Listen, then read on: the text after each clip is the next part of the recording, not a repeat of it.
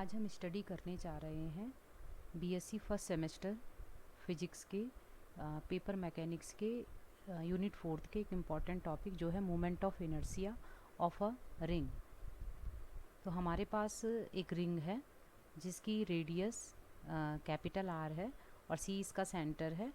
अब हमें इस रिंग का 3 एक्सिस के about moment of inertia calculate करना है। तो पहली एक्सिस है अबाउट अ सेंट्रल एक्सिस, दूसरा है अबाउट अ डायामीटर और तीसरा है अबाउट अ टेंजेंट। तो सबसे पहला जो हम यहाँ पर कैलकुलेट करेंगे वो है अबाउट अ सेंट्रल एक्सिस। तो सेंट्रल एक्सिस के about moment of inertia calculate करने के लिए यहाँ पर हम रिंग को कंसीडर करते हैं। तो रिंग जिन एलिमेंट से मिलकर बनी हुई है, सभी स्मॉल एलिमेंट से मिलकर बनी हुई है, वो सभी रिंग के सेंटर से सेम डिस्टेंस पर सिचुएटेड हैं, क्योंकि सभी एलिमेंट की सेंटर से जो डिस्टेंस है वो कैपिटल आर है, जो कि रिंग की रेडियस है। तो इसलिए जो टोटल जो रिंग है या होल जो रिंग है, इसका जो टोटल मोमेंट ऑफ इनर्शिया होगा सेंट्रल एक्सिस के अबाउट, वो होगा रिंग का मास। सपोज रिंग का मास कैपिटल एम है और जो एलिमेंट की डिस्टेंस का स्क्वायर के प्रोडक्ट के बराबर होगा। तो यहाँ पर I is equal to M R square इस रिंग का सेंट्रल एक्सिस के about moment of inertia calculate हो गया। इसके बाद दूसरा यदि हम देखें अबाउट अ डायामीटर, तो डायामीटर के अबाउट कैलकुलेट करने के लिए यहाँ पर हम फिर से रिंग को कंसीडर करते हैं और इस रिंग का एक डायामीटर स्केच कर देते हैं। तो सपोज इस रिंग का इस डायामीटर के about moment of inertia suppose ID है। अब यदि हम रिंग की सिमेट्री देखें तो चाहे हम कोई सा भी डायमीटर ले लें तो उसके अबाउट मोमेंट ऑफ इनर्शिया की वैल्यू सेम होगी जो पहले वाले डायमीटर के अबाउट थी।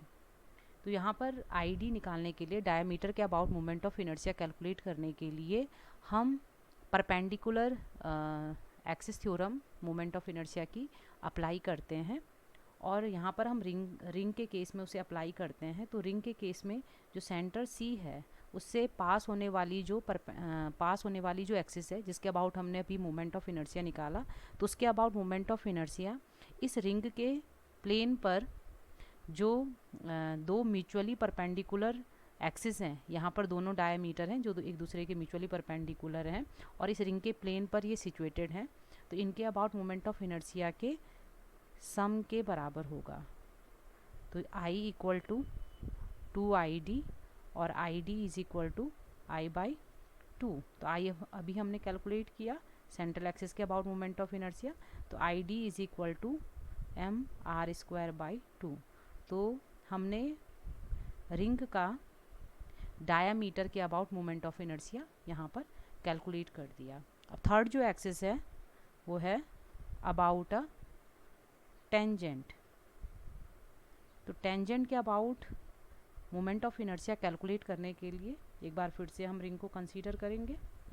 तो रिंग का जो टेंजेंट होगा वो स्केच कर देते हैं। तो इसके अबाउट अब हमने मोमेंट ऑफ इनर्शिया कैलकुलेट करना है। तो इस एक्सिस के about moment of inertia calculate करने के लिए हम डायामीटर वाली एक्सिस को एक बार फिर से ड्रॉ करेंगे, जिसके अबाउट मोमेंट ऑफ इनर्शिया हमने ID अभी कैलकुलेट किया। तो यहाँ पर टेंजेंट के about moment of inertia calculate करने के लिए हम पैरेलल एक्सिस थ्योरम को यूज करेंगे और पैरेलल एक्सिस थ्योरम के अकॉर्डिंग इस टेंजेंट के अबाउट जो मोमेंट ऑफ इनर्शिया होगा, सपोज जो I' है वो इसके पैरेलल जो एक्सिस है और सेंटर ऑफ मास से होकर भी पास हो रही है, ID प्लस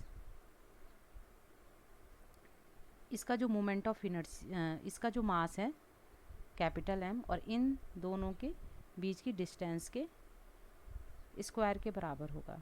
तो ID is equal to mr²/2 plus mr²। तो ये हो जाएगा 3/2 mr²। तो यहाँ पर हमने टेंजेंट के अबाउट भी मोमेंट ऑफ इनर्शिया रिंग का कैलकुलेट कर दिया।